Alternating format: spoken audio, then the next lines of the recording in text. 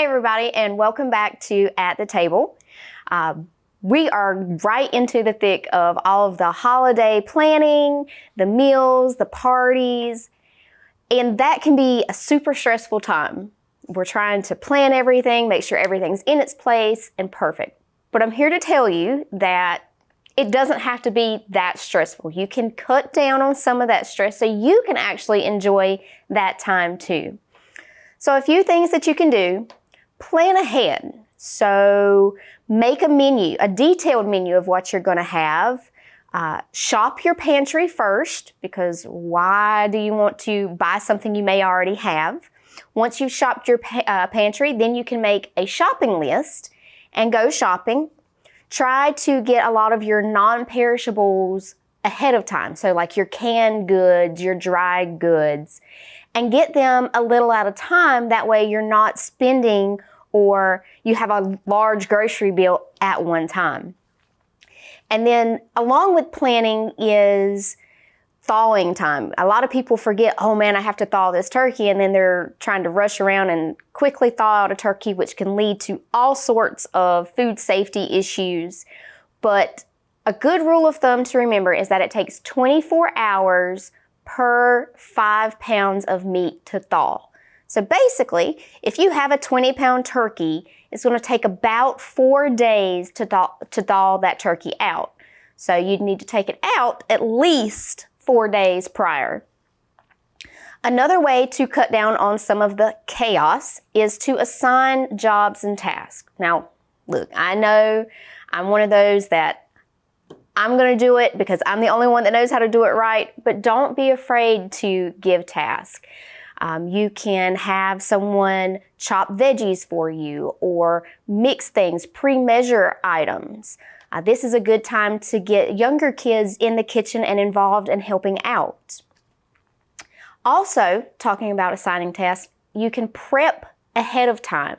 Again, going back to cutting all of those veggies you may need. You can cut up the carrots and the onions and the celery, and you can store those in your fridge for about 2 days before you need to go ahead and use them. You can also pre-measure, like your flour, your sugar, all of your baking items. You can even pre-make an entire dish and stick it in the fridge, and so all you have to do the day of is basically warm it up. You can also set the table ahead of time. You can do this a day ahead or 2 days ahead. Again, this is another great task or job for kids or even younger kids. They can make cute little place markers for the table. Along with setting the table, you want to create a relaxing atmosphere. So kind of dim the lights, have some nice music playing in the background. And it's absolutely okay to kind of kindly ask that, people remain calm and have good conversations and not try to argue, because nothing ruins a holiday meal or a holiday party like two relatives bickering about what's going on in the world at the time. Also, serve buffet style if you have the room. This keeps the table from being cluttered, and it gives you more room, and people can kind of serve themselves as they go along. And number one thing, this is the most important, I feel like, is clean as you go. Because who wants to stand in the kitchen washing dishes while everybody else is out there laughing, playing games, having fun? So clean as you go. You can, again, this is another job or task you can assign. Have someone wash dishes, help you as you're preparing meals. And very lastly, relax and enjoy that time with friends and family. Again, I'm one of those that I used to think everything had to be perfect and in line. Trust me, it doesn't have to be. That piece of rosemary on top of the turkey doesn't have to be at the perfect 45-degree angle. It's small in the grand scheme of things. What's really important is enjoying your time with family, with friends, laughing at the stupid jokes from, Uncle Bob, or playing games with your kids, making those memories.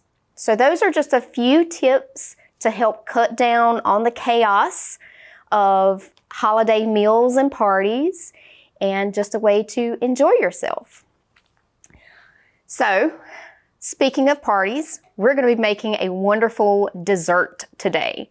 Actually, two. We're going to be making a double layer pumpkin pie and an apple berry crisp. And these two recipes are diabetic friendly. So we want to have a variety of desserts that everybody can choose from. And speaking of diabetes, November is National Diabetes Awareness Month. So what better time to feature two recipes that everybody can enjoy? At Fisher's, it's not just about fashion. It's about exceptional service. Experience top-notch customer care and find your perfect look. Visit Fisher's today and feel the difference. The average American household has 17 devices connected to the internet. With more and more devices able to get online, you may need to increase your internet speed. Call Star Communications today and let us help you select the package that's right for you. Computer viruses, malware, and ransomware are out there. They're dangerous, and they can steal your identity and damage your equipment. Star Communications is now offering Protect IQ. The service adds an extra layer of protection to every device connected to your network. Working quietly in the background, Star can help you protect yourself from the inside out with Protect IQ. Call Star today and take advantage of this free service when you sign up for whole home Wi-Fi with Star Communications. All right, we're back. So let's get started with our double layer pumpkin pies. Now these can either be done in little mini pie crusts like this, or you can do 2 9-inch pie crusts. I like the little mini ones just because they're individual and each can get their own. So in our bowl, we are going to mix together 4 ounces of cream cheese, and we're going to mix that so it's smooth.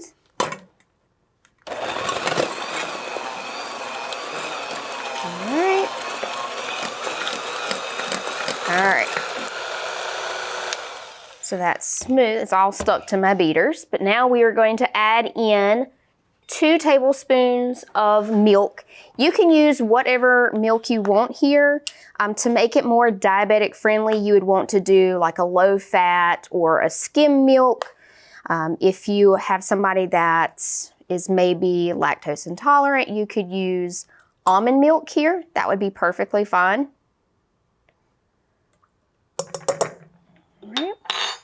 So there's our milk. And then we also want to add in, this is another way to make it diabetic friendly. You can use a alternative sweetener like Splenda or Equal or something like that in here. So it'll be 2 packets. And just open those and add them right in. Okay. Just gonna gently mix this together.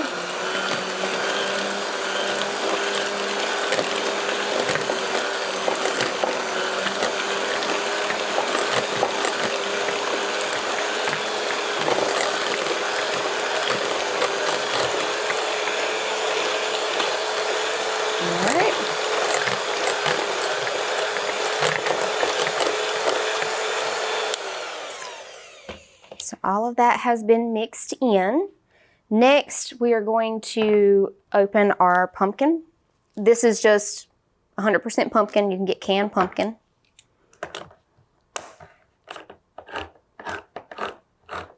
And this is just a 15-ounce can.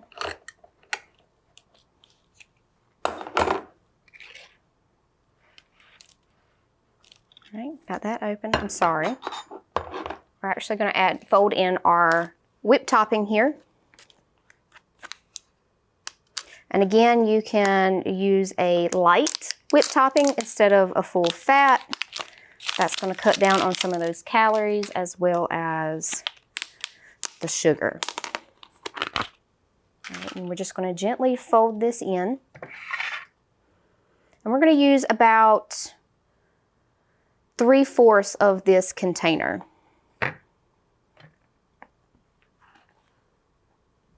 So you're going to have about that much left in there. And set this aside. And we're going to fold this together.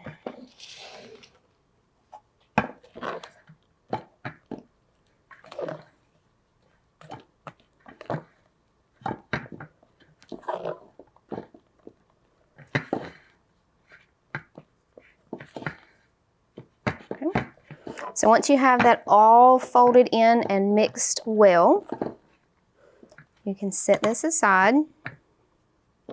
Actually, we will now add in our pumpkin.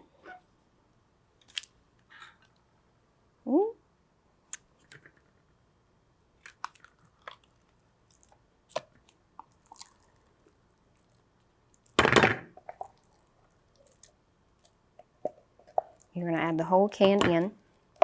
And again, fold the pumpkin in with your whipped cream mixture.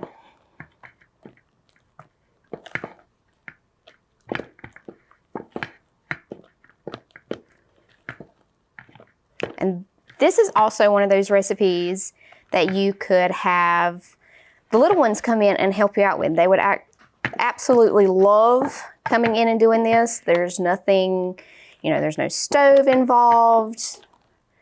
It's just something they can help you mix up. All right, once you get all of that incorporated, you are then going to spoon this into your little pie crust.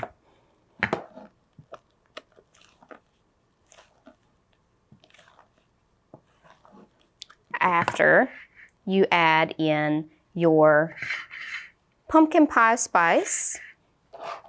Here we go.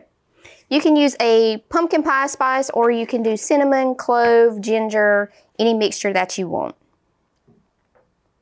And you use about 1.5 teaspoons of the pumpkin pie spice mix.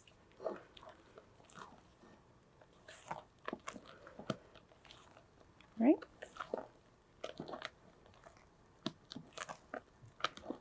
All right. So this is all mixed in. I'm going to fill our little mini pie crust, and then they will go into the fridge to cool for about 30 minutes. I'll see you guys whenever we come back.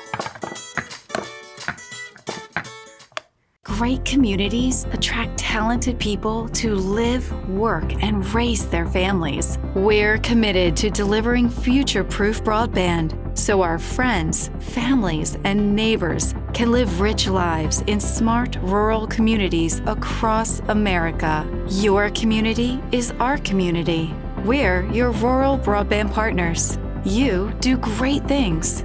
We make great things possible.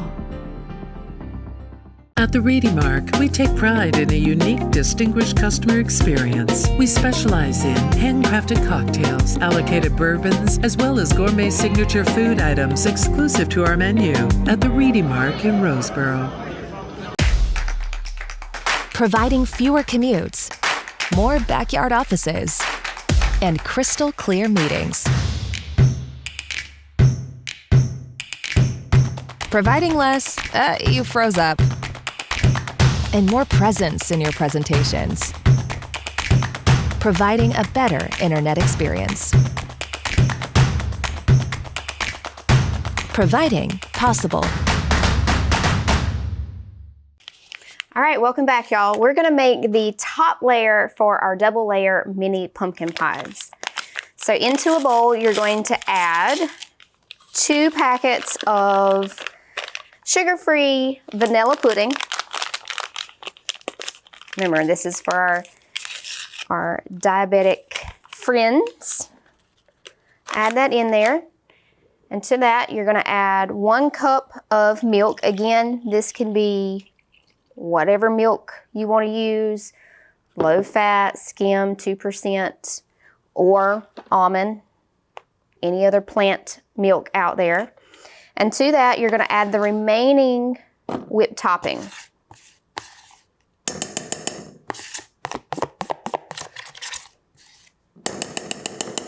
Here we go. And then you're just going to mix this on low speed until it has thickened and it's well combined.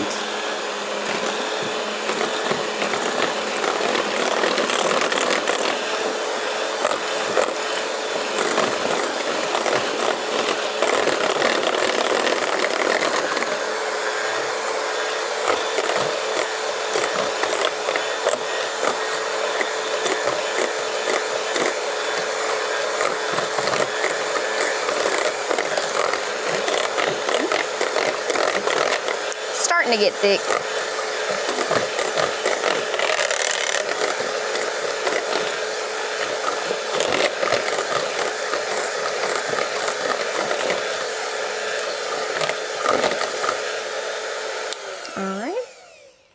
That's all mixed in together.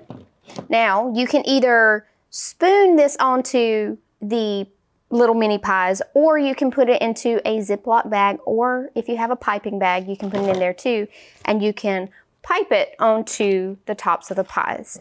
So let me go grab the pies that have been chilling in the fridge, and we will put this on.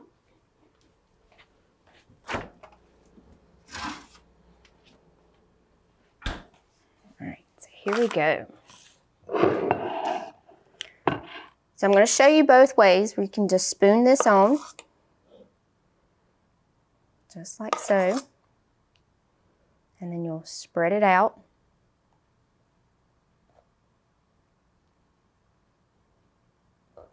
Or if you want to use the bag just to make it look pretty, you can do that.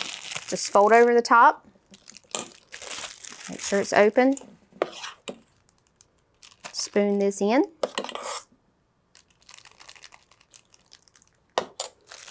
Close up your bag. Try to get some of the air out. It makes it a lot easier to squeeze. And then just snip off the end, just a little bit. And then you'll squeeze this down, and then you'll just pipe it on. And it looks thin now, but we're going to put these back into the fridge so they can firm up. So we'll pipe the rest of that on, empty that out. And just from here, I'm going to scoop the rest of it onto the little pies.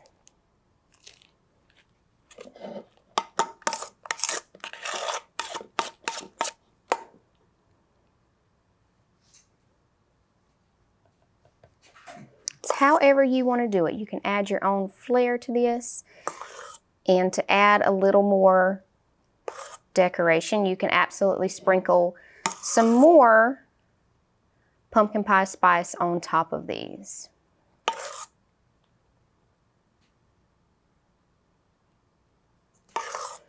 And this pudding, because it's pudding, will thicken up as you are going along. So you kind of want to move quickly with this.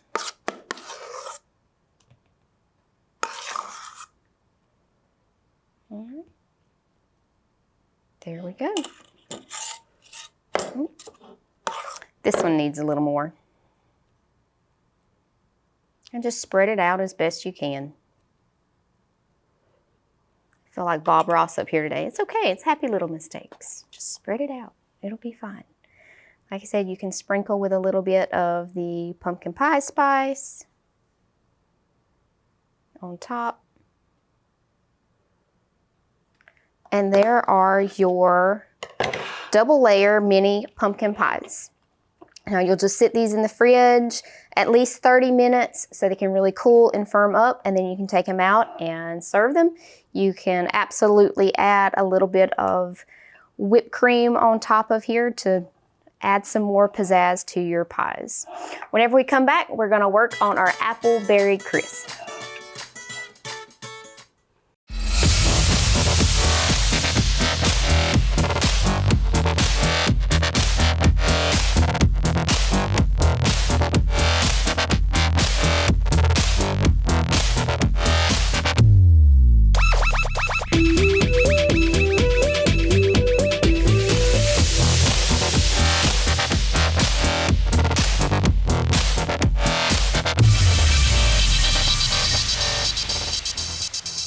Welcome to Cork and Brew Roseboro, where you can enjoy your favorite coffee, fraps, smoothies, bakery items, sandwiches, and select beer and wines while reconnecting with friends and family. Sit down and enjoy the experience. Come on by and give us a try.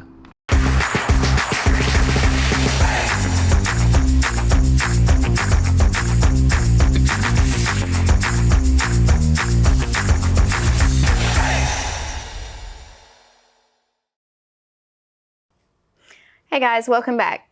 So we've made our pumpkin pies. Now we're moving on to our apple berry crisp. So you want to take a 8x8 baking dish. It could be glass, it could be metal. And we're going to spray that with some nonstick spray. I've already started cutting up our apples. And I've got 2 Granny Smith and then 1 Honeycrisp apple. Whenever you are choosing apples for baking, you want to pick an apple that is going to be firm and will hold its shape really well whenever it's cooking. Some of those apples, they could be the Granny Smith, which is a very classic apple to choose. The Honeycrisp, Pink Lady, Golden Delicious, any of those will work. And usually I like to mix a very tart and sweet apple because it helps balance the flavors. You don't have too sweet and you don't have too tart. And you're just going to slice these thin. And once you get them sliced, you can either put them into a bowl or put them directly into your baking dish.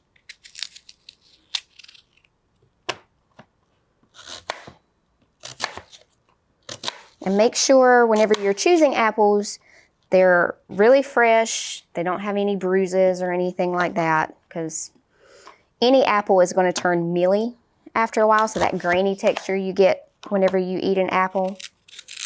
So the fresher they are, the more firm and crisp they will be.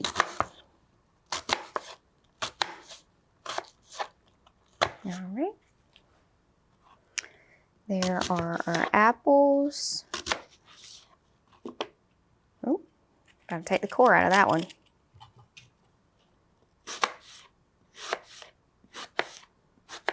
All right, so we can layer our apples here.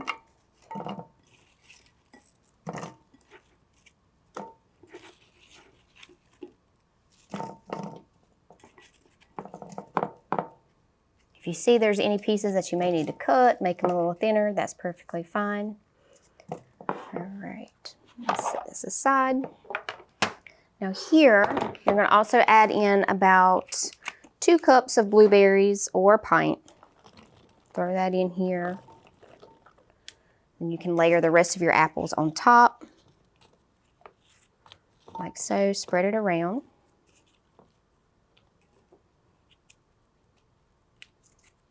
That way you get, whenever this is done, you get a good bite of apple and blueberry together. All right. So our apples and blueberries are in there. Set this aside, and now we're going to make our crumble topping.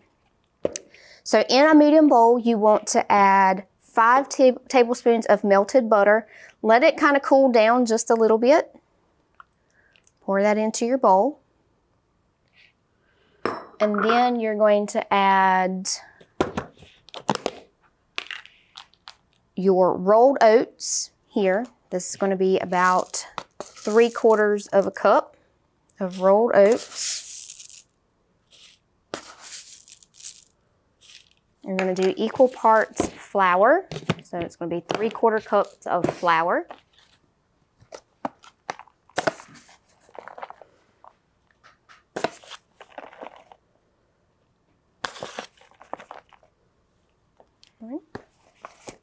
You're also going to add in 3/4 of a teaspoon of cinnamon.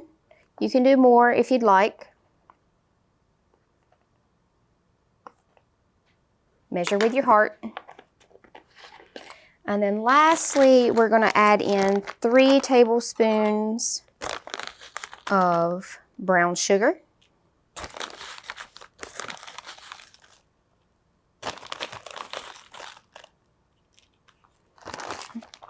And I almost forgot, y'all.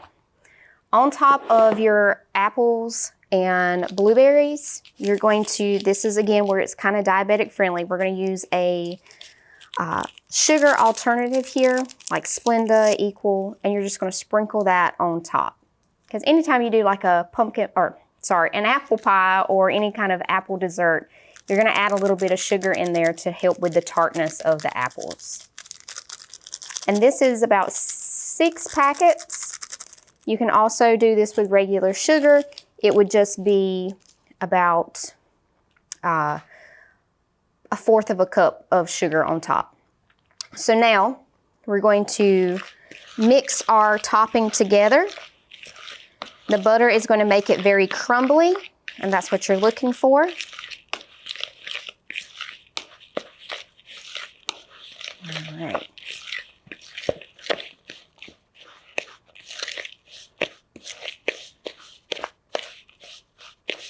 All right, so there is our crumble here, and you're just going to take and spread that all over the top. Once you get the topping spread over, you're going to put it into an oven at 350 and bake for about 20 to 30 minutes or until it's bubbly. And then you can absolutely enjoy this with some ice cream or some whipped topping. All right. That's all we have for today. I hope you guys have a wonderful Thanksgiving. Get all your planning done. Get your menu set out. And hope everybody has a wonderful holiday. Thank you.